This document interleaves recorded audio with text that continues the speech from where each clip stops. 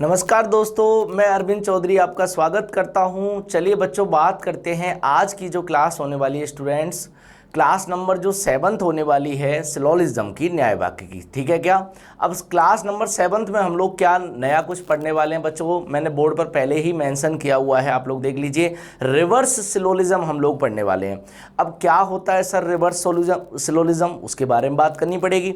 तो सिलोलिज्म जो था बच्चों, कथन और निष्कर्ष के ऊपर जो था, पहले आपको स्टेटमेंट दिया जाता था, आप लोग वेन डायग्राम बनाते थे और कंक्लूजन्स को सही या गलत किया करते थे। ठीक है क्या? लेकिन अभी क्या होने वाला है, सिलोलिज्म के आगे बच्चों रिवर्स लग गया। मतलब जो सिलोलिज्म में आप अब तक करते आ रहे हो, अब उसका उल्टा करना है। तो सर उल्टा क्या करना है? क्या क्वेश्चन नहीं करना? क्या क्वेश्चन तो करना है बच्चों, लेकिन अलग तरीके से करना है। मेरा कहने का मतलब है अभी तक जितने भी क्वेश्चंस हम लोगों ने कराए बच्चों, उसमें मैं आपको स्टेटमेंट यानी कि कथन दिया करता था, बोलो क्लियर, और आप लोगों से कंक्लूजन्स मतलब निष्कर्ष को पूछा करता था कि कौन सा कंक्लूजन या कौन सा निष्कर्ष सही है और कौन सा गलत है। बोलो क्लियर, यही बातें चल रही थी हमारी अभी तक। अब बात करें बच्चों, बात थोड़ी सी अलग होने वाली है। क्या बात अलग होने वाली है समझिए। अभी जो मैं आपको क्वेश्चन में दूंगा बच्चों, वो दूंगा मैं आपको कंक्लूजन। मतलब पहले आपको निष्कर्ष दिए जाएंगे और मैं बोलूंगा इन निष्कर्षों को सही करने के लिए बताइए 4 या 5 ऑप्शन दूंगा बच्चों। उन 5 ऑप्शनों में से आपको चेक करना है उन ऑप्शंस में होगा क्या। पहली बात तो उन ऑप्शंस में होंगे बच्चों स्टेटमेंट मतलब कथन। तो अब उल्टा हो गया, पहले स्टेटमेंट देके कथन देके निष्कर्ष पूछा करता था, अभी निष्कर्ष देके मैं आपसे क्या पूछूंगा, कथन। तो मैं आपको बोलूंगा कि ये 2 निष्कर्ष 2 कंक्लूजन्स दिए हुए हैं, इन कंक्लूजन को लॉजिकली फॉलो करने के लिए बच्चों, सही करने के लिए बताइए इन 4 या 5 ऑप्शनों में से कौन सा जो स्टेटमेंट है बच्चों वो सही होने वाला है। बोलो क्लियर। तो हो गया रिवर्स सिलोलिज्म। तो पहले तो ये समझ में आया कि आज की क्लास में हम लोग पढ़ के आ रहे हैं, सिलोलिज्म का उल्टा पढ़ रहे हैं, रिवर्स सिलोलिज्म। बच्चों बैंकिंग के हिसाब से बताएं तो ये चीज़ बहुत ज़्यादा इंपॉर्टेंट है, और भी एग्जाम्स में बच्चों पूछी जाती है, लेकिन और एग्जाम्स में कम पूछी जाती है। ठीक है, रिवर्स सिलोलिज्म बात वही करनी है, जो बेसिक पार्ट हम लोगों ने सीखा है वो भी उसी तरीके से चलने वाला है, कुछ नया नहीं है, लेकिन क्वेश्चन को करने का जो तरीका है वो चेंज होने वाला है। मैं आपको बच्चों 2 तरीके बताने वाला हूँ। ठीक है, अब 2 वर्ड होते हैं बच्चों, थोड़ा सा बात करते हैं। एक तो होता है हार्ड, एक तो क्या होता है बच्चों, हार्ड वर्क। ठीक है, देखिए थोड़ा क्लियर करते हैं। एक तो होता है बच्चों हार्ड वर्क, और दूसरा जो होता है बच्चों वो होता है स्मार्ट वर्क। तो पहले तो बात करते हैं इन दोनों में अंतर क्या है। काम की बातें सुनेंगे बच्चों, ये शायरियां और ये नहीं आती अपने को। ठीक है, काम की बात सुनेंगे। ठीक है, हार्ड वर्क और स्मार्ट वर्क 2 चीज़ें हैं और दोनों ही अलग अलग चीज़ें हैं। पहले एग्जाम्स में क्या होता था बच्चों, पहले एग्जाम्स में मतलब जब पहले ऑफलाइन पेपर हुआ करता था या फिर टाइम की जो बाउंडिंग थी वो कम थी। बोलो क्लियर। पहले ये नहीं था बैंक के एग्जाम में भी कि 1 घंटे का पेपर है उसमें 20 मिनट में इतने क्वेश्चन करने हैं, या फिर फिक्स टाइमिंग का नहीं था। मेरा कहने का मतलब टाइम ज़्यादा मिलता था और आप लोग पेपर को आराम से कर लेते थे। लेकिन आजकल क्या है, आजकल क्या है, पहले के टाइम पर आप हार्डवर्क करते थे तो भी आपका सिलेक्शन हो जाता था। बोलो क्लियर। हार्डवर्क का मतलब है बहुत ज़्यादा कड़ी मेहनत। ठीक है, तो हार्ड वर्क जब आप बहुत ज़्यादा करते थे तो आपको सिलेक्शन मिलता था। समझ में आ गई बात। लेकिन यदि आजकल की बात करें तो बच्चों, यदि आप केवल हार्ड वर्क कर रहे हो तो देखिए क्वेश्चन तो आप सही कर लोगे, लेकिन उतने क्वेश्चंस नहीं कर पाओगे जितने की कट ऑफ के लिए चाहिए आपको। समझ में आ गई बात। पहली बात यही है मुद्दे की बात, इतने क्वेश्चंस आप लोग नहीं कर पाओगे जितना में आपका सिलेक्शन हो जाए। समझ में आ गई बात। तो अब आप बोलोगे सर हार्डवर्क नहीं करें, कड़ी मेहनत नहीं करें, तो क्या करें? तो बच्चों आपको करना है कड़ी मेहनत के साथ स्मार्ट वर्क करना है। हार्डवर्क तो जरूरी है, वो तो जरूरी है, लेकिन इसमें एक चीज़ और ऐड कर दी बच्चों, स्मार्ट वर्क। अब ये स्मार्ट वर्क क्या होता है? देखो बच्चों, कोई भी चीज़ को या कोई भी क्वेश्चन को कुछ ऐसे तरीके से करना जिसमें टाइमिंग कम लगे और एक्यूरेसी 100% हो। मैंने क्या बोला, रिपीट करता हूं कि किसी भी काम को, किसी भी सब्जेक्ट को इस तरीके से पढ़ना, किसी भी सब्जेक्ट के किसी टॉपिक के क्वेश्चंस को इस तरीके से करना कि जिसमें बच्चों एक्यूरेसी तो 100% हो और जो टाइमिंग है ना, वो जो टाइमिंग आप लोग लेते हो वो कम हो जाए। जहां आप पहले 1 मिनट में करते थे क्वेश्चन को, वहीं वो क्वेश्चन बच्चों कितने में हो जाए, 20 सेकंड में हो जाए, 18 सेकंड में आ जाए। इसको बोलते हैं स्मार्ट वर्क। बोलो क्लियर। तो हार्ड वर्क के साथ स्मार्ट वर्क करना भी सीखिए, आगे आगे आपके हेल्पफुल होगा। अब कुछ बच्चे होते हैं जिनको तो टॉपिक ही नहीं पढ़ा हुआ है, जिन्होंने टॉपिक ही नहीं पढ़ा है, तो बच्चों उनको तो जरूरत है हार्ड वर्क करने की, लेकिन जिन्होंने टॉपिक अच्छे से क्लियर कर लिया है, क्वेश्चंस भी कर लेते हैं बच्चों, उनको अब जरूरत है स्मार्ट वर्क की। स्मार्ट वर्क क्या होता है? किसी भी क्वेश्चन को कम से कम टाइम में करने का जो तरीका होता है बच्चों, बोलो क्लियर। ये केवल रीजनिंग के लिए अप्लाई नहीं होता, हर एक एग्जाम में, हर एक पेपर के लिए, हर एक सब्जेक्ट के लिए अप्लाई होता है, बोलो क्लियर। तो चलिए आज का ज्ञान यहीं समाप्त करते हैं और चलते हैं पहले क्वेश्चन पर। आपको दिखाते हैं कि रिवर्स सिलोजिज्म का जो क्वेश्चन है बच्चों कैसे पूछा जाता है, बोलो क्लियर। तो चलिए पहले क्वेश्चन की ओर चलते हैं और पहला जो क्वेश्चन है बच्चों वो क्या है, देखिए सामने आपके है, ठीक है, आपको अच्छे से दिख रहा होगा बच्चों। सबसे पहली बात यदि हम लोग करें तो बच्चों आपको बोला क्या गया है, आपको देखिए क्वेश्चन पढ़ते हैं, जितना अच्छा आप लोग क्वेश्चन पढ़ोगे उतना ही अच्छे से आप लोग इन क्वेश्चन को कर पाओगे, ठीक है। क्या बोला हुआ आपको? यू हैव टू डिसाइड, आपको डिसाइड करना है which of the following set of statements indicate that conclusion is logically follow. ज़्यादा अंग्रेजी लिखी हुई है, हिंदी में कर देता हूँ, ठीक है। आपको बोल रहा है यू हैव टू डिसाइड, आपको डिसाइड करना है कि ये जो ऑप्शंस यहाँ पर जो स्टेटमेंट के रूप में ऑप्शंस दे रखे हैं, इन स्टेटमेंट्स में से कौन सा ऐसा स्टेटमेंट है जिसकी वजह से ये जो दो कंक्लूजन है वो लॉजिकली फॉलो हो जाएं, करेक्ट हो जाएं। समझ में आ गई बात? ये जो दोनों कंक्लूजन है, ऐसा कौन सा स्टेटमेंट मैं लूँ जिससे ये लॉजिकली फॉलो हो जाएं। समझ में आ गई बात? तो उल्टा हो गया, पहले स्टेटमेंट ऊपर आता था, कंक्लूजन नीचे, अब उल्टा हो गया, कंक्लूजन ऊपर स्टेटमेंट नीचे। घबराने की बिल्कुल जरूरत नहीं है, पहले बेसिक तरीका बताऊंगा और फिर उसके बाद आपको तरीका बताऊंगा ऑप्शन से करने का, जल्दी से जल्दी क्वेश्चन को निपटाने का, बोलो क्लियर। तो दोनों के लिए तैयार हो आप लोग? तो चलिए स्टार्ट करते हैं बच्चों बिना टाइम खराब किए हुए। पहला क्वेश्चन क्या बोला हुआ है पहले क्वेश्चन में बच्चों? सम ए आर बी। कंक्लूजन क्या है? पहले कंक्लूजन को पढ़िए, आपको सही करना है सम ए आर बी, कुछ ए बी में जाना चाहिए। और सेकंड बोल रहा है सम ए आर नॉट सी, और कुछ ए जो है बच्चों सी में नहीं जाना चाहिए, बोलो क्लियर। चलिए बात करते हैं, मैं एक एक स्टेटमेंट को उठाऊंगा, एक एक स्टेटमेंट का डायग्राम बनाऊंगा। ये जो डायग्राम बनाने वाला जो तरीका है बच्चों ये ओल्ड फैशनड है, ठीक है। मैं आपको क्लियर कर दूं, ये जो काम जो भी बंदा कर रहा होगा वो हार्ड वर्क वाला कर रहा होगा, स्मार्ट वर्क वाला नहीं करेगा। लेकिन मैं दोनों चीज़ बताऊंगा पहले आपको, ठीक है। पहले आपको हार्ड वर्क भी करके बताऊंगा, फिर उसके साथ में स्मार्ट वर्क कैसे करना है वो भी बताऊंगा, ठीक है। तो चलिए चेक करते हैं ये दोनों कंक्लूजन किस स्टेटमेंट को लेने पर सही होंगे। समझ में आई बात? तो चलिए पहला ही स्टेटमेंट ले लेते हैं, पहला स्टेटमेंट लेते हैं और पहले स्टेटमेंट का वेन डायग्राम बनाते हैं, ठीक है। वेन डायग्राम कैसे बनेगा? सम ए आर डी, कुछ ए डी हैं, तो सम ए आर डी कुछ ए डी है, इस तरीके से बनेगा, कुछ ए का भाग डी में, ऐसे ही जाएगा बच्चों, बोलो क्लियर।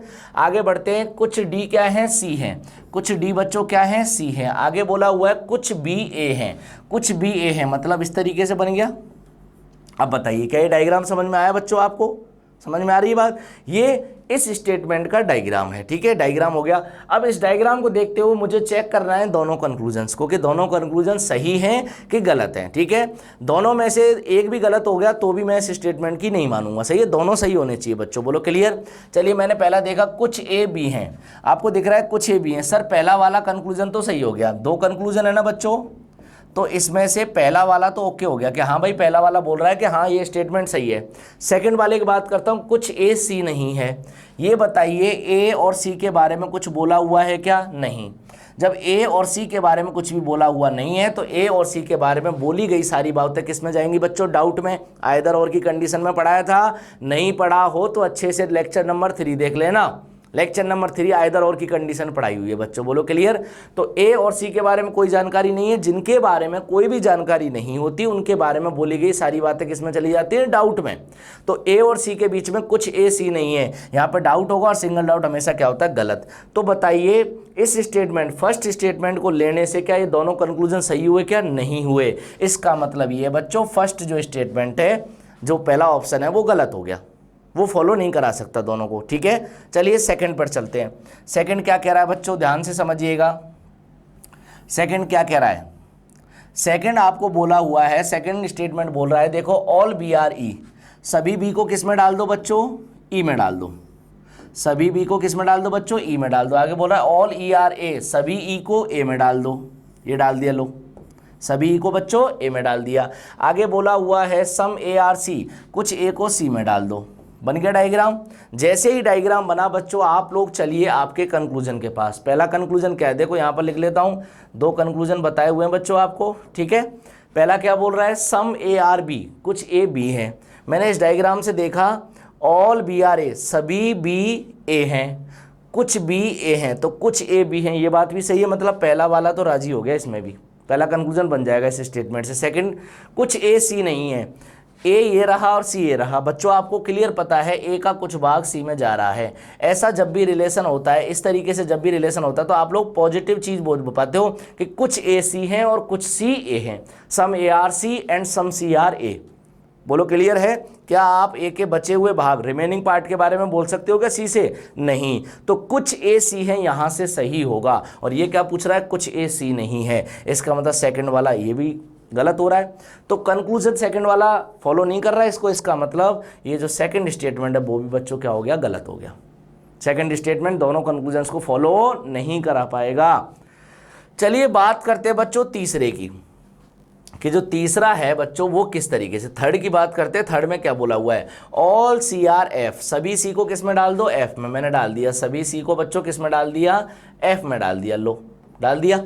आगे पढ़ते हैं, नो बी इज सी, कोई भी बी क्या नहीं है, सी नहीं है, तो no B is C diagram कुछ इस तरीके से बनेगा बच्चों, नो बी इज सी, कोई भी बी क्या नहीं है, सी नहीं है। आगे क्या बोला हुआ है आपको, ऑल बी आर ए, सभी बी को किस में डाल दो बच्चों, ए में डाल दो। समझ में आ गई बात? ये डायग्राम बना लिया आपने थर्ड स्टेटमेंट की वजह से। अब मुझे नहीं पता ये बनेगा नहीं बनेगा, चलो चेक करते हैं। पहला कंक्लूजन, दो कंक्लूजन है बच्चों आपके पास, फर्स्ट और सेकंड।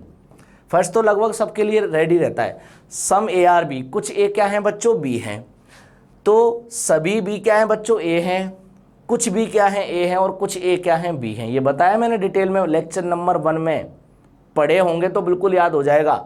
सभी बी ए हैं, कुछ बी ए हैं और कुछ ए बी हैं, तो कुछ ए बी हैं। इस डायग्राम को देखते हुए बच्चों फर्स्ट वाले ने तो ओके कर दिया कि ठीक है भाई मैं तो सही हो जाऊंगा।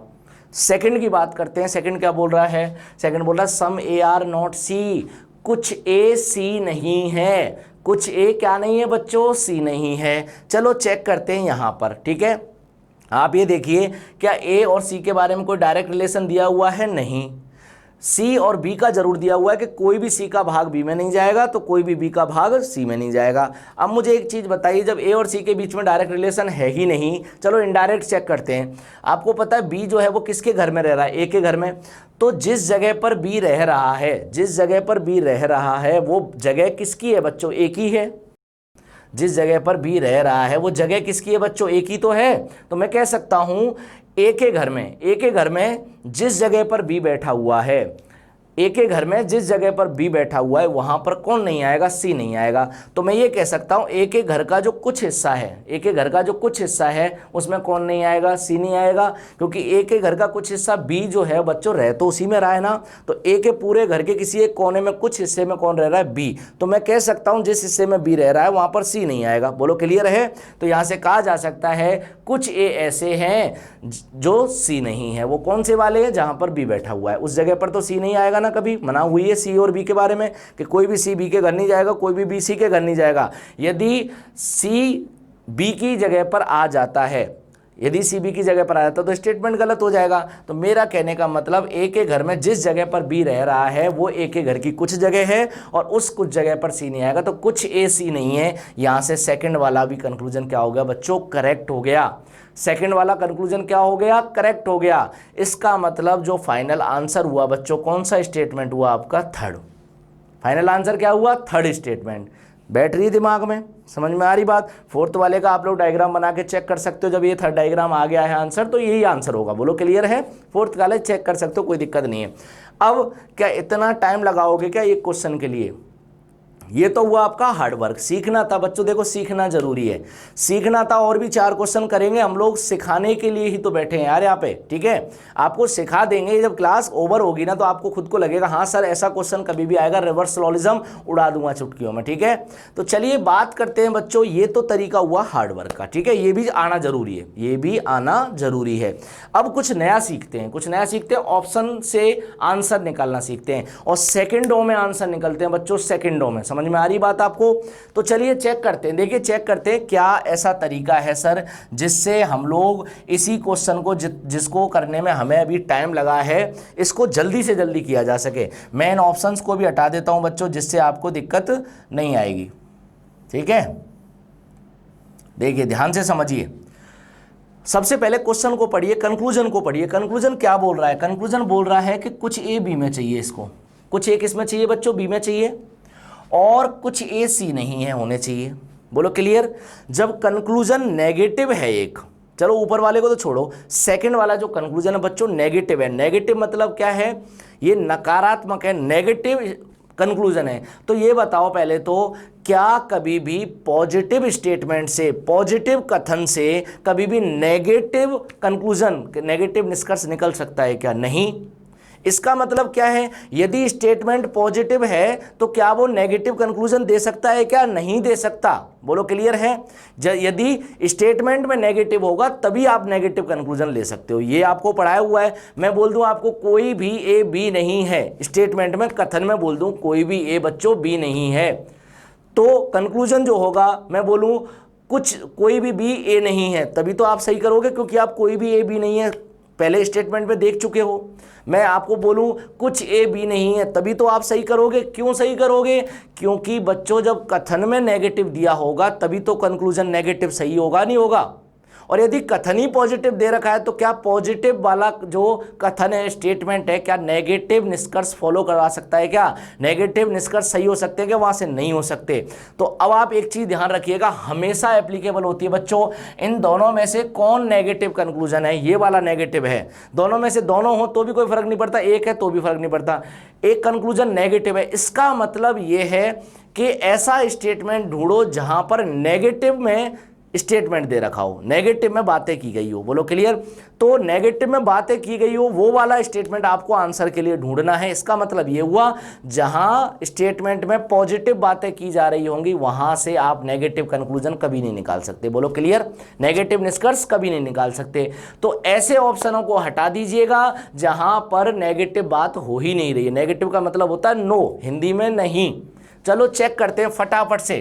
पहला मैंने स्टेटमेंट देखा, पहला कथन देखा सम सम सम, कुछ कुछ कुछ। अरे ये तो पॉजिटिव है। क्या पॉजिटिव स्टेटमेंट कभी भी बच्चों नेगेटिव कंक्लूजन दे सकता है क्या? नहीं दे सकता। एक सेकंड लगाऊंगा उड़ाने में इसको मैं। बोलो क्लियर। क्या डायग्राम बनाने की जरूरत थी? नहीं। सेकंड देखते हैं, ऑल ऑल सम, कुछ सभी कुछ। अरे इसमें भी नेगेटिव नहीं है। जब स्टेटमेंट कथन ही नेगेटिव नहीं है तो इसका निष्कर्ष कंक्लूजन कैसे नेगेटिव आ सकता है? लो बताओ, जो काम आपने डायग्राम बना के इतनी देर में किया ये तो एक एक सेकंड का था। समझ में आ रही बात?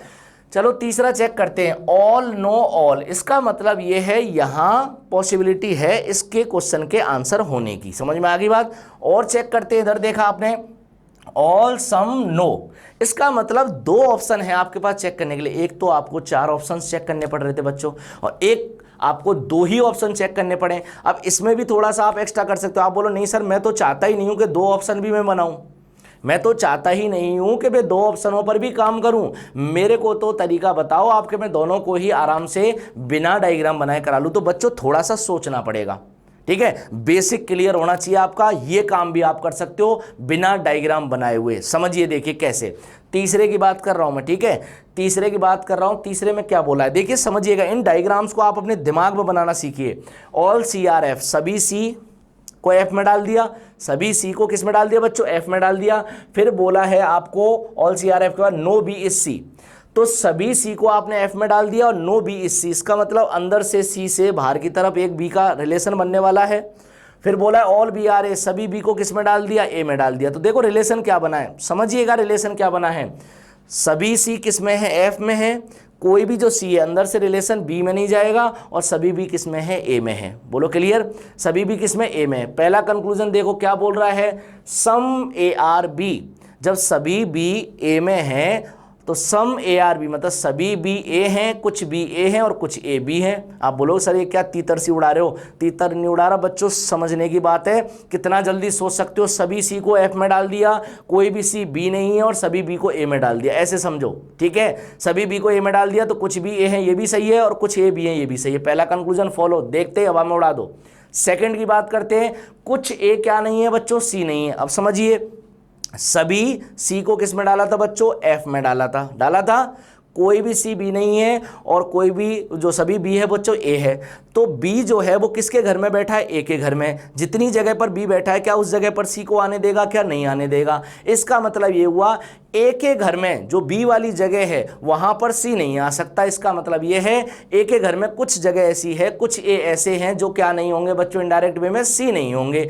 समझ में आ गई होगी बात आपको, इसलिए मैंने आंसर क्या किया बच्चों, थर्ड किया। आप बोलोगे सर इसको भी चेक करके बताओ, ऑल सी आर ए, और ये क्यों गलत हुआ इसको भी चेक करके बताओ। देखो डायग्राम भी बना सकते हो आप लोग, कोई दिक्कत नहीं, डायग्राम बना देता हूं और फिर वैसे भी चेक करा देता हूं। भाई आंसर इन 5 में से ये 2 हो सकते थे, क्योंकि इसमें भी नेगेटिव है इसमें भी नेगेटिव है। बोलो क्लियर है। इसको आंसर क्यों किया, क्योंकि मैंने सारी कंडीशन बता दी। इसको यदि आप डायग्राम बनाओगे तो कैसे बनाओगे, ऑल सी आर ए, सभी सी को किस में डाल दो बच्चों, सभी सी को किस में डाल दो, ए में डाल दो। All C are A, diagram ऐसा बनता, all C are A, some A are B, some A are B, कुछ ए क्या है बच्चों, बी है। आगे बोला है नो जी इज ए, कोई भी जी क्या नहीं है, ए नहीं है। बोलो क्लियर है। अब ध्यान से समझिएगा क्वेश्चन को, क्या बोल रहा है आपसे, आपसे बोला हुआ है कि कुछ ए बी हैं, कुछ ए बी हैं। चलो पहला वाला तो क्या हो गया, कंक्लूजन सही हो गया। सेकंड की बात करते हैं बच्चों, सेकंड सुनिएगा, सेकंड सुनिएगा। आपको बोला हुआ है सेकंड है सम ए आर नॉट सी, कुछ ए सी नहीं है, कुछ ए सी नहीं है। देखिए सभी सी ए हैं, कुछ सी ए हैं और कुछ ए सी हैं। यही 3 चीजें बता सकते हो आप जब गोले के ऊपर गोला होता है। क्या आप ए से सी की तरफ नेगेटिव बात कर सकते हो क्या? यदि मैं बोलूंगा ना कुछ ए सी नहीं है तो ये चीज चली जाएगी बच्चों डाउट में, और सिंगल डाउट हमेशा गलत होता है। बोलो क्लियर। यदि मैं ऐसे बोलूं कुछ ए सी ना हो, ऐसी एक संभावना है, that there is a possibility that some A are not C. समझ में आ रही बात आपको? मेरा कहने का मतलब इतना सा है बच्चों कि ए से सी की तरफ नेगेटिव बात आप इस डायग्राम में नहीं कर सकते। बोलो क्लियर, नहीं कर सकते। तो सेकंड वाला जो कंक्लूजन है वो क्या हो जाएगा, रॉन्ग। सेकंड रॉन्ग हुआ, इसका मतलब फोर्थ वाला पार्ट क्या हो गया, रॉन्ग हो गया। इसको ऑप्शन बिना डायग्राम के कैसे सोचते, देखो सोचना सिखाता हूं बच्चों, बिना डायग्राम के ही सोचना है, क्योंकि आप यदि ऐसे क्वेश्चन को करने बैठ गए, डायग्राम बनाने लग गए, देखो एसएससी वगैरह में करोगे, रेलवे वगैरह में यदि आ जाता है तो दिक्कत नहीं आएगी, लेकिन बैंक में बैठ गए ना तो ये क्वेश्चन आपका लंबा होने वाला है। ऑल सी आर ए, सभी सी को किस में डाल दिया बच्चों, ए में डाल दिया। फिर बोल रहा है सम ए आर बी, बाहर से जो सी जो है वो ए में डाला हुआ है, बाहर से ए को बी से टच कर दिया। फिर बोल रहा है नो जी इज ए, कोई भी जी क्या नहीं है बच्चों, ए नहीं है। अब आप खुद सोचो, सी जो है बच्चों ए में डाला हुआ है, सी जो है ए में डाला हुआ है, ए का भाग बी में डाला हुआ है, तो कुछ ए बी है तो वो तो सही हो गया। लेकिन सेकंड की बात करूं ए और सी के बारे में, सम ए आर नॉट सी, सी जो है बच्चों ए में डला हुआ है तो ए का कुछ भाग सी में नहीं जाएगा। ये चीज जो है बच्चों डाउट में हो गई, और डाउट में सिंगल डाउट हमेशा क्या होता है, गलत। तो सेकंड कंक्लूजन क्या हो जाएगा, फोर्थ वाले स्टेटमेंट की वजह से गलत हो जाएगा। इसलिए फोर्थ वाला स्टेटमेंट ही गलत है, क्योंकि इस बार कंक्लूजन्स को फॉलो करना है। सही किसको मानना है, कंक्लूजन्स को। जैसे पहले कथन को आप सही मानते थे ना, ऐसे ही अभी कंक्लूजन्स को सही मानना है। तो चेक करना है कि किस कंक्लूजन की वजह से, किस स्टेटमेंट की वजह से ये कंक्लूजन दोनों सही हो जाएंगे। तो इसका फाइनल आंसर क्या होगा बच्चों, थर्ड ऑप्शन। बोलो क्लियर। थर्ड जो स्टेटमेंट है बच्चों, थर्ड जो ऑप्शन है उसकी वजह से ये दोनों कंक्लूजन लॉजिकली फॉलो हो जाएंगे। बोलो क्लियर। इसलिए मैंने इतना टाइम दिया आपको इस क्वेश्चन के ऊपर। बोलो क्लियर। चलो चलते हैं बच्चों अगले क्वेश्चन की ओर। अगला क्वेश्चन क्या है, ध्यान से समझिए। पैटर्न वही है, पैटर्न चेंज नहीं करूंगा, बस क्वेश्चन को पूछने का तरीका चेंज होगा। सबसे पहले बात करते हैं, क्या पूछा हुआ आपको, नो ए इज बी, कोई भी ए बी नहीं है, और सम बी आर सी। देखो कंक्लूजन नेगेटिव है कि पॉजिटिव, कि सर एक तो पॉजिटिव है, उसको तो छोड़ दो एक बार के लिए। एक कंक्लूजन क्या है, नेगेटिव है। कंक्लूजन निष्कर्ष यदि बच्चों नेगेटिव है, इसका मतलब ये है कि जो स्टेटमेंट होगा वो भी कंफर्म नेगेटिव होना चाहिए। यदि पॉजिटिव स्टेटमेंट आया, पॉजिटिव कथन आया, तो मैं उसको रॉन्ग कर दूंगा। चलो पहला चेक करते हैं। पहला स्टेटमेंट है बच्चों ऑल सम नो ऑल, ये आंसर हो सकता है, पहले वाला आंसर हो सकता है, बाद में चेक करेंगे। ऑल सम ऑल हटा दो। अरे पॉजिटिव स्टेटमेंट है, क्या पॉजिटिव स्टेटमेंट कभी भी नेगेटिव कंक्लूजन दे सकता है क्या, कभी भी नहीं। आगे पढ़ते हैं, सम हटा दो, ये भी पॉजिटिव है। क्या पॉजिटिव स्टेटमेंट, पॉजिटिव कथन कभी नेगेटिव निष्कर्ष दे सकता है क्या, नहीं दे सकता। इधर देखा बच्चों, ऑल सम ऑल नो, इसका मतलब ये इसमें भी नेगेटिव है और इसमें भी नेगेटिव। तो 4 में से 2 तो आपने उड़ा दिए, 4 में से 2 ऑप्शन तो आपने उड़ा दिए। अब कितने बचे, 2। कितने बचे बच्चे, 2। तो आपको 2 चीज़ करनी है। एक तो करना नो ए इज बी, कोई भी ए बी नहीं है। एक काम तो ये करना है, दूसरा करना है सम बी आर सी। तो चलो चेक करते हैं, ऑल सी आर डी। देखो डायग्राम से भी बता देता हूँ, डायरेक्ट सोचना भी। ऑल सी आर डी, सभी सी क्या है बच्चों, डी है। ऑल सी आर डी मतलब सभी सी क्या है, डी है। फिर बोला है सम डी आर बी, कुछ डी क्या है बच्चों, बी हैं। कुछ डी क्या है बच्चों, बी हैं। आगे बोला है नो बी इज ई, कोई भी बी बच्चों क्या नहीं है, ई नहीं है, कोई बात नहीं। और लास्ट में बोला है बच्चों ऑल ई आर ए, सभी ई क्या हैं, ए हैं। अब ध्यान से समझिए, नो ए इज बी, कोई भी ए बी नहीं है। ए कहाँ है बच्चों और बी कहाँ है, आपको क्लियर मालूम है, आपको क्लियर मालूम है। बी का और ई का जो रिलेशन है वो है नो का रिलेशन, कि नो बी इज ई, कोई भी बी ई में नहीं जाएगा तो कोई भी ई बी में नहीं जाएगा। समझ में आ गई बात। बी और ई का रिलेशन था कि ई बी में नहीं जाएगा और बी ई में नहीं आएगा। और ये क्या बोल रहा है, कोई भी ए बी नहीं है। अरे बी और ए के बारे में तो मुझे कुछ जानकारी ही नहीं है। बी और ए के बारे में यदि कोई जानकारी नहीं है तो ये चीज़ क्या सही हो सकती है, क्या नहीं।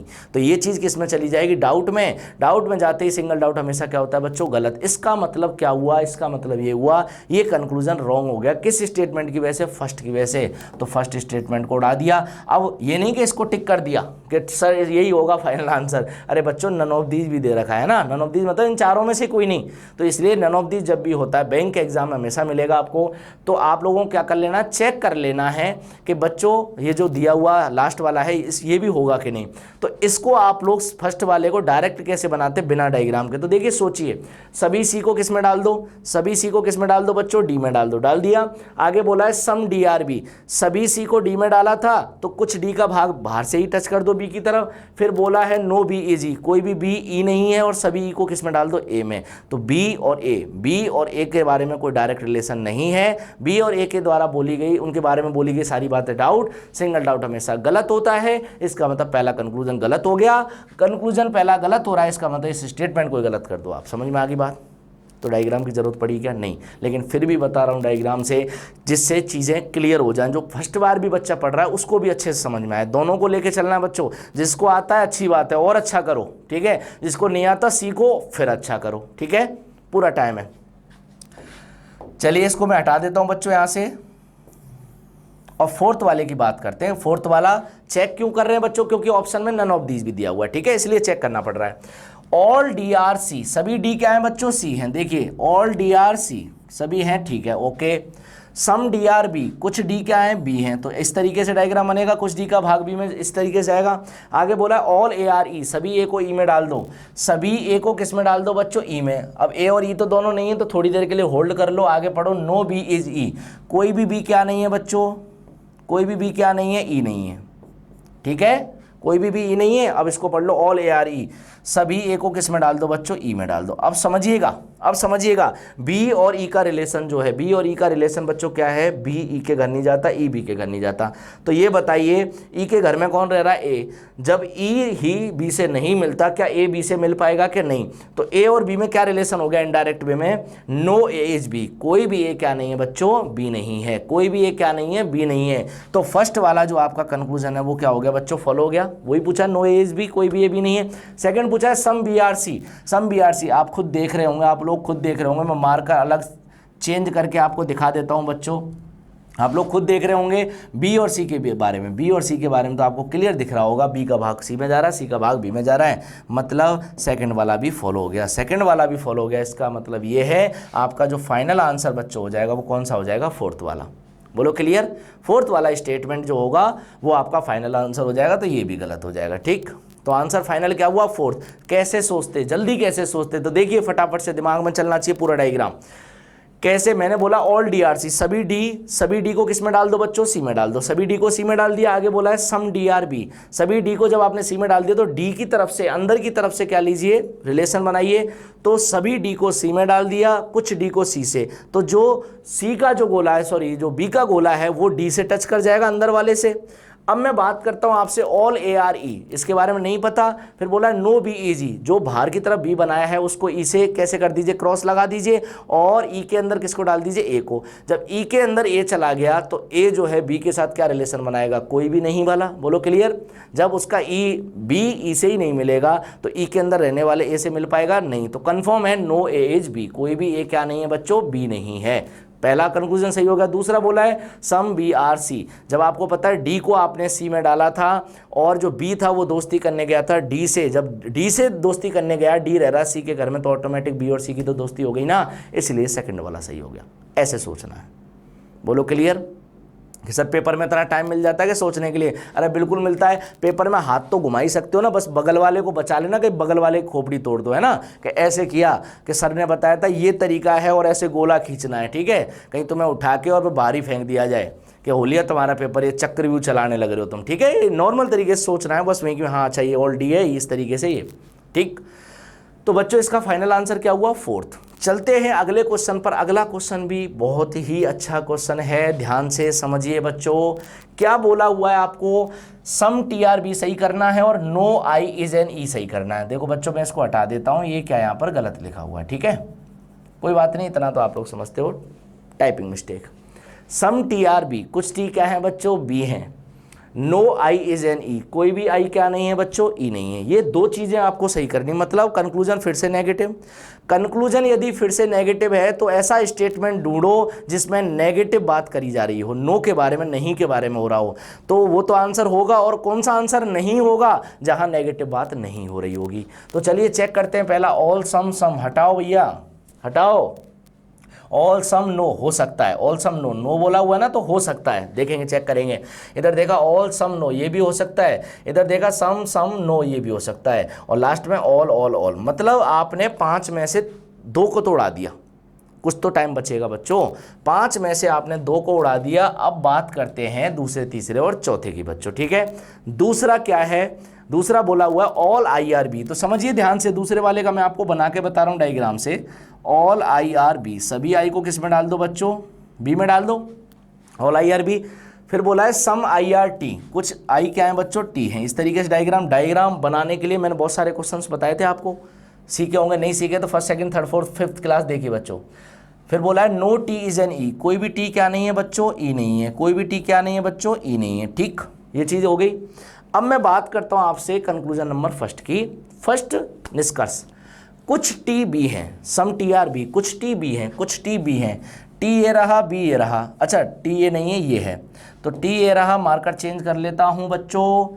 टी और B, some T are B, इसका मतलब देखो टी और बी का गोला आपस में टच कर रहा है, ये तो बी का गोला है और ये टी का गोला है, आपस में टच कर रहे हैं, इसका मतलब सम टी आर बी। पहला तो कंक्लूजन सही है। सेकंड की बात करते हैं। सेकंड बोला no I is an E, कोई भी आई ई नहीं है, कोई भी आई ई नहीं है। देखो बच्चों, आई ये रहा और ई ये रहा, आई और ई के बीच में तो कोई डायरेक्ट रिलेशन दिया हुआ नहीं है। यदि मैं आई को टी से भी मानूं तो क्या होगा? आई का कुछ हिस्सा टी में गया हुआ है, आई का कुछ हिस्सा टी में गया हुआ है, और आई का जितना हिस्सा टी में गया है उतने हिस्से के बारे में मैं कह सकता हूं कि कुछ आई ई नहीं है। सम आई आर नॉट ई, मैं कह सकता हूं आई का जो हिस्सा टी में जाएगा वो हिस्सा इससे टच नहीं करेगा।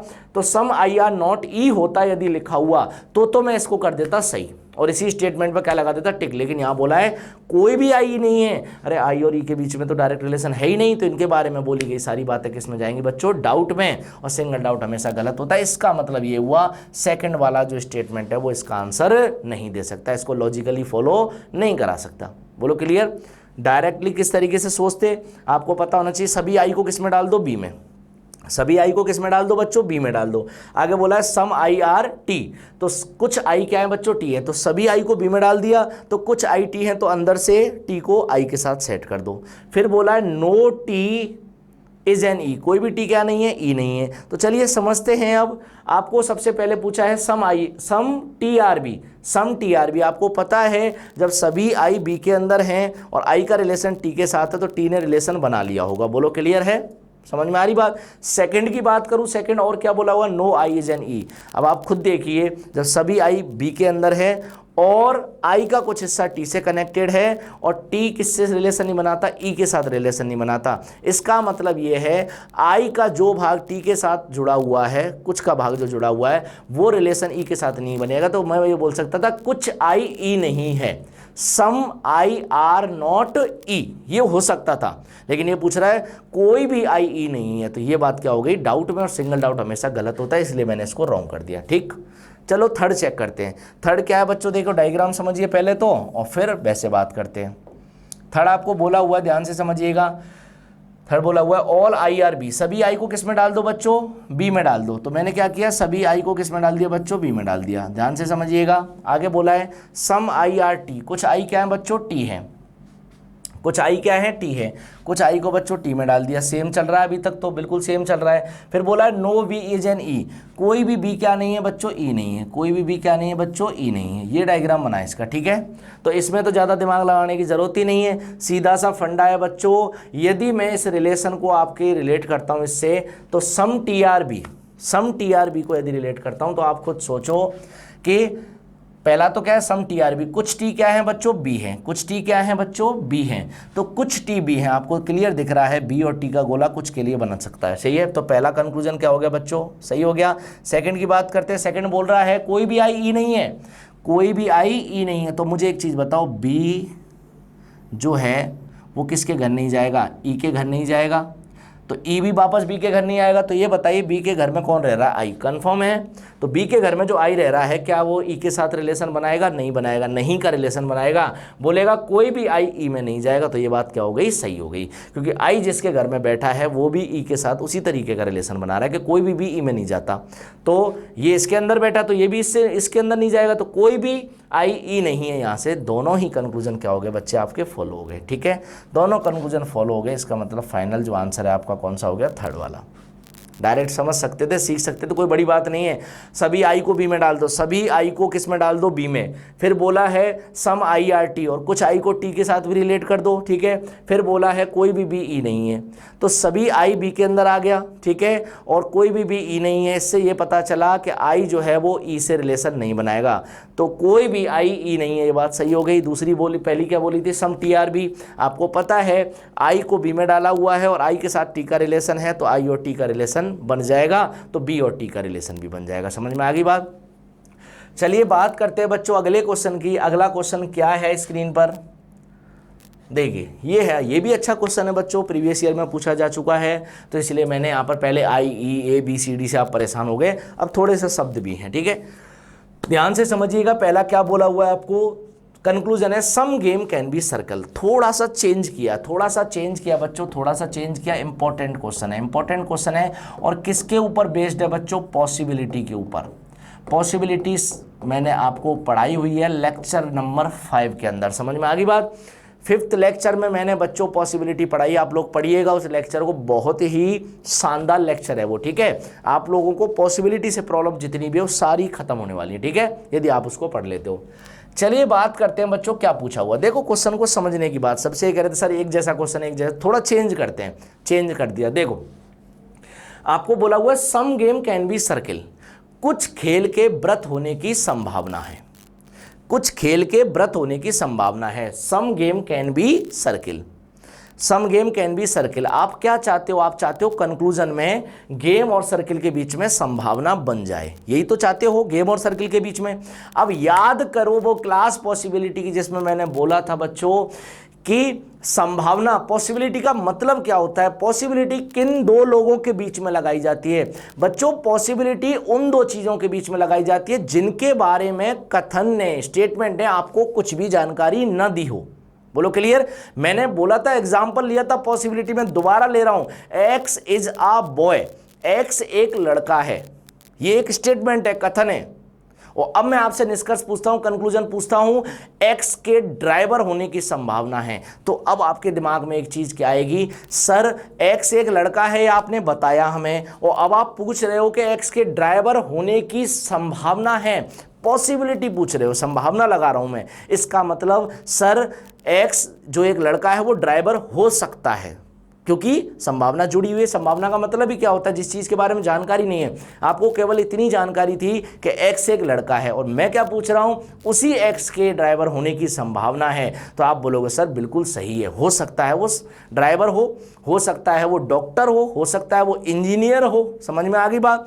तो मेरा कहने का मतलब इतना सा है बच्चों आपसे कि कोई भी एक एग्जाम्पल इस तरीके का हम जब लोग लेते हैं तो उस पॉसिबिलिटी का मतलब क्या होता है, जिस चीज़ के बारे में आपको आगे आने वाले समय में मालूम चलने वाला है, यदि आप बात उसकी आज के टाइम पे कर रहे हो तो उसको आप लोग पॉसिबिलिटी के साथ बोलना स्टार्ट करोगे। सही है, पॉसिबिलिटी के साथ बोलोगे तो मैं क्या कर दूंगा बच्चों, उसको सही कर दूंगा, बिना पॉसिबिलिटी के बोलोगे तो मैं उसको गलत कर दूंगा। समझ में आई बात? तो देखो दोबारा आते हैं कंक्लूजन पे। कंक्लूजन क्या चाह रहा है, some game can be circle, some game can be circle, कुछ खेल के व्रत होने की संभावना है। इसका मतलब यह है खेल को व्रत में रखवाना चाहता है संभावना के अंदर, और इस कंक्लूजन को सही भी करवाना चाहता। तो आप लोग अपने दिमाग में एक चीज सेट कर लीजिए, ऐसा स्टेटमेंट ढूंढिए जहां पर गेम और सर्किल के बारे में बात ही नहीं की गई हो। यदि आप लोग ऐसा स्टेटमेंट ढूंढोगे जिसमें गेम और सर्किल के बारे में बात की ही नहीं गई है, इसका मतलब वही उसका आंसर होने वाला है। बोलो क्लियर पहले कंक्लूजन के लिए, क्योंकि गेम और सर्किल के बारे में यदि बात कर लेगा तो जिस चीज के बारे में आपको पहले से मालूम है उसकी पॉसिबिलिटी संभावना लगाओगे तो बच्चों गलत होता था, बताया था आपको। तो जो चीज के बारे में मालूम नहीं उसकी पॉसिबिलिटी आप लोग कंक्लूजन में निष्कर्ष में लगाइए तो मैं सही करता चला जाऊंगा। इसका मतलब यह इस पहले कंक्लूजन को सही करना चाहता हूं तो क्या करना पड़ेगा, गेम और सर्किल के बीच में ऐसा स्टेटमेंट ढूंढिए जिसमें गेम और सर्किल के बारे में कुछ बोला ही नहीं गया हो। समझ में आ गई बात? चलो चेक करते हैं, गेम और सर्किल, और सेकंड भी बोला है, सेकंड भी देख लो, सम सर्किल कैन बी रेक्टेंगल, कुछ वृत्त के आयत होने की संभावना। इसका मतलब ये कब सही होगा, जब ऐसा स्टेटमेंट ढूंढिए, वो सही, कौन सा स्टेटमेंट इसको सही कर सकता है, वो सही कर सकता है जहां सर्किल और रेक्टेंगल के बीच में कुछ जानकारी ना हो, तभी तो पॉसिबिलिटी में संभावना में सही होगा। बोलो क्लियर? तो आपको ढूंढना क्या है, गेम और सर्किल के बारे में जानकारी नहीं होनी चाहिए और सर्किल और रेक्टेंगल के बारे में जानकारी नहीं होनी चाहिए। समझ में आ गई बात? अब ढूंढते हैं सबसे पहला। देखिए सबसे पहले यदि मैं बात करूं यहाँ गेम और रेक्टेंगल के बारे में है, ठीक है, अभी तक सही चल रहा है। यहाँ रेक्टेंगल और सर्किल के बारे में है। अब मुझे एक चीज़ बताओ, आप सर्किल और रेक्टेंगल के बीच में पॉसिबिलिटी चाहते हो, पॉसिबिलिटी चाहते हो, सही है क्या? इसका मतलब ऐसा ऑप्शन ढूंढ रहे हो स्टेटमेंट का जहां पर इनके बारे में कुछ बोला नहीं गया हो। तो जहां बोला नहीं गया हो ऐसा स्टेटमेंट होगा वो तो सही होगा, लेकिन कहीं पर इन दोनों के बारे में जहां पॉसिबिलिटी चाहते हो, जिन दो के बीच में पॉसिबिलिटी चाहते हो, यदि उनके बारे में कुछ पहले से बता दिया उसने तो वो स्टेटमेंट गलत होने वाला है। बोलो क्लियर? तो इसका मतलब पहला ऑप्शन देखते हैं, गेम और रेक्टेंगल के बारे में बातचीत है, कोई दिक्कत नहीं है। रेक्टेंगल और सर्किल के बारे में बातचीत है। बच्चों आप देखिए, रेक्टेंगल और सर्किल के बारे में बातचीत कर रहा है, ये रेक्टेंगल को रिलेट कर रहा है सर्किल से। सम रेक्टेंगल आर सर्किल, कुछ रेक्टेंगल सर्किल हैं। जब सम रेक्टेंगल आर सर्किल, कुछ आयत जो है व्रत है, इसका मतलब कुछ व्रत आयत हैं। तो मुझे व्रत और आयत के बारे में, सर्किल और रेक्टेंगल के बारे में कुछ भाग मालूम चल गया, कंफर्म स्टेटमेंट है। आप ये देखो तो सर्किल और रेक्टेंगल के बीच में आप क्या पॉसिबिलिटी बना सकते हो क्या? नहीं, जो स्टेटमेंट में पहले से स्पष्ट है उसकी पॉसिबिलिटी बनाओगे तो कंक्लूजन में गलत होता है। सही है, लेकिन आप तो चाहते हो कि सर्किल रेक्टेंगल के साथ संभावना में पॉसिबिलिटी में आए। इसका मतलब यह है ऐसा ऑप्शन गलत हो जाएगा स्टेटमेंट का जहां पॉसिबिलिटी की जगह कंफर्म दे रखा होगा। तो सर्किल और रेक्टेंगल में मुझे क्या चाहिए था, पॉसिबिलिटी। इसका मतलब इन दोनों के बारे में बात नहीं की गई हो, लेकिन इसने तो पहला ही देखिए, इसने तो रेक्टेंगल और सर्किल के बारे में कंफर्म बात बोल दी, कंफर्म बोल दी, तो मैंने भी इसको सिरे से खारिज कर दिया। बोलो क्लियर? हटा दिया ऑप्शन। समझने की बात है बच्चों। देखो सेकंड बात करते हैं, स्क्वायर और सर्किल के बारे में बात कर रखी है, कोई दिक्कत नहीं है। सर्किल और गेम के बारे में बात कर रखी है बच्चों, नहीं चलेगा, नहीं चलेगा, क्योंकि सम गेम कैन बी सर्किल। आप गेम और सर्किल को तो पॉसिबिलिटी में ले जाना चाहते हो, और यहां आपने सर्किल और गेम के बारे में, जब सम सर्किल आर गेम होगा तो सम गेम आर सर्किल, ये भी सही है ना। कुछ व्रत खेल हैं तो कुछ खेल व्रत है, ये भी तो हो गया। जब कुछ खेल व्रत है पहले से मालूम है तो क्या उसकी पॉसिबिलिटी लगाने बैठोगे क्या आप? नहीं। आपको मालूम है एक्स एक लड़का है और आप कंक्लूजन में पूछ रहे हो एक्स के लड़का होने की संभावना है, तो ये तो गलत होगा ना। जिस चीज के बारे में आपको स्पष्ट होता है, पहले से क्लियर होता है, डेफिनेट होता है, उसकी संभावना लगाना बच्चों क्या होता है? गलत। मैंने बताया हुआ है पॉसिबिलिटी क्लास में, अच्छे से पढ़ सकते हो, ठीक है। फिर भी यहां रिपीट कर रहा हूं बच्चों जिससे समझ में आया आपको, ठीक है। तो सम सर्किल आर गेम, सर्किल और गेम के बीच में नहीं देना चाहिए था रिलेशन, इसने दे दिया तो मैंने भी दे दिया इसको, लो क्रॉस दे दिया इसको, बढ़िया वाला, ठीक। चलो तीसरा चेक करते हैं बच्चों, गेम और स्क्वायर के बारे में बोला हुआ है, कोई बात नहीं। रेक्टेंगल और गेम के बारे में बोला हुआ है, कोई बात नहीं। स्क्वायर और सर्किल के बीच में बोला हुआ है, कोई बात नहीं। मतलब ये अभी आंसर हो सकता है, ठीक है। चलो चौथा चेक करते हैं। चौथा क्या बोला है? All circle are game. अरे सर्किल और गेम के बीच में तो बोलना ही नहीं है, ऑल सर्किल आर गेम होगा। All circle are game, all circle are game यदि बच्चों होगा, इस तरीके से होगा, ये सभी सर्किल गेम है तो कुछ सर्किल गेम है और कुछ गेम सर्किल हैं। कुछ गेम को सर्किल में आप पॉसिबिलिटी पूछना चाहते हो, यहाँ कंफर्म दिया हुआ है। चौथा भी गया, बोलो क्लियर, समझ में आई बात। अब इसको प्रूव कर लेते हैं बच्चों के, ये तीसरा वाला कैसे सही है, ध्यान से समझिएगा। सम गेम आर स्क्वायर, कुछ खेल क्या है वर्ग है, तो इंग्लिश में बना देता हूँ बच्चों, देख लीजिएगा। सम गेम आर स्क्वायर, कुछ गेम क्या है बच्चों, स्क्वायर हैं। बना लिया आपने डायग्राम। आगे बोला है सम रेक्टेंगल आर गेम, कुछ रेक्टेंगल क्या है बच्चों, गेम है। आगे बोला है सम स्क्वायर आर सर्किल, कुछ स्क्वायर क्या है बच्चों, सर्किल है। अब मुझे एक चीज़ बताओ, गेम और सर्किल के बीच में पॉसिबिलिटी चाहते हो? गेम और सर्किल के बारे में कुछ दे रखा है क्या? नहीं दे रखा। तो याद करो पॉसिबिलिटी की क्लास, पहला ही एग्जांपल, कुछ ए बी हैं, कुछ बी सी हैं, some A are B, some B are C. तो ए और बी के बारे में मालूम था, बी और सी के बारे में मालूम था क्या? कहीं ए और सी के बारे में मालूम था क्या? नहीं। तो ए और सी के बारे में मालूम नहीं है, तो ए और सी के बारे में बोली गई सारी बातें संभावना में सही होंगी। तो यहां पर बच्चों देखो, गेम और स्क्वायर के बारे में दे रखा है, स्क्वायर और सर्किल के बारे में, लेकिन कहीं भी गेम और सर्किल के बारे में जानकारी नहीं दी गई है। इसका मतलब यह है गेम और सर्किल के बीच में बोली गई सारी बातें किस में चली जाएंगी, संभावना में सही हो जाएंगी। वैसे तो डाउट होगा, लेकिन संभावना लगा हुआ है, इसका मतलब गेम और सर्किल के लिए पहला वाला जो कंक्लूजन है बच्चों, इस डायग्राम से सही किया जा सकता है। गेम और सर्किल के बारे में कुछ भी जानकारी नहीं है, जिनके बारे में जानकारी नहीं है उन्हीं के बीच में तो संभावना सही होती है। सेकंड चेक करते हैं, क्या बोला है? सम सर्किल कैन बी रेक्टेंगल। तो सर्किल और रेक्टेंगल में भी चेक कर लो, ये रहा सर्किल, ये रहा रेक्टेंगल। रेक्टेंगल का सर्किल से कोई रिलेशन ही नहीं दिया गया, तो रेक्टेंगल और सर्किल का रिलेशन नहीं है। इसका मतलब रेक्टेंगल और सर्किल, यदि पॉसिबिलिटी में बात की जाए कि कुछ रेक्टेंगल के सर्किल होने की संभावना है, कुछ सर्किल के रेक्टेंगल होने की संभावना है। Some rectangle can be circle, some circle can be rectangle. There is a possibility that no R is C. There is a possibility that no R is C. तो ये भी सही है, कोई भी R C में नहीं जाएगा, लेकिन संभावना के अंदर। बोलो क्लियर। तो आपसे सेकंड ये पूछा गया, सम सर्किल कैन बी रेक्टेंगल, क्या ऐसा हो सकता है रेक्टेंगल का कुछ भाग सर्किल में चला जाए? हो सकता है, पॉसिबिलिटी। तो आर और सी के बारे में तो कुछ दिया नहीं है, जिनके बारे में दिया नहीं जाता उन्हीं के बारे में तो बच्चों संभावना को सही किया जाता है। इसका मतलब इसका फाइनल आंसर क्या हो जाएगा बच्चों, थर्ड वाला। फाइनल आंसर क्या हो जाएगा इसका, थर्ड वाला। समझ में आई बात। तो बच्चों आज की क्लास कैसी रही? 4 क्वेश्चन कराए हम लोगों ने, चारों क्वेश्चंस का बच्चों बेसिक तरीका भी बताया और वो अप्रोच भी बताई जिससे आप लोग क्वेश्चन को जल्दी से कर सकते हैं, लेकिन बेसिक फंडामेंटल आपके क्लियर होने चाहिए। मैं फिर से बात यही करूँगा, बेसिक फंडामेंटल क्लियर होने चाहिए। बड़े से बड़े, अच्छे से अच्छे क्वेश्चन को आप लोग चुटकियों में उड़ा दोगे यदि आपके बेसिक फंडामेंटल सही हैं। बेसिक क्लासेज आपने अच्छे से पढ़ी हैं, एक एक क्वेश्चन को अच्छे से बैठ के किया हुआ है। बोलो क्लियर। कठिन नहीं है टॉपिक, मज़ेदार टॉपिक है, लेकिन मज़ेदार उसी के लिए है जिसने इसको अच्छे से पढ़ लिया है, जिसने इसके क्वेश्चंस निकाले हैं। बोलो क्लियर। तो बच्चों कमेंट बॉक्स है, खाली पड़ा रहता है हमारा, तो कमेंट बॉक्स में बच्चों आप लोग अपने जो भी क्वेरीज हों उनको डाल सकते हैं उसके अंदर, ठीक है। और भी कोई क्वेश्चंस आपको कुछ अलग से पूछने हैं वो भी उसमें डाल सकते हैं, हम लोग उनके सॉल्यूशन आपको जल्दी से जल्दी प्रोवाइड करवा देंगे। बोलो क्लियर। तो चलिए बच्चों आज की क्लास को यहीं समाप्त करते हैं, मिलते हैं अगली क्लास में इसी एनर्जी के साथ। तब तक के लिए धन्यवाद। जय हिंद, जय भारत।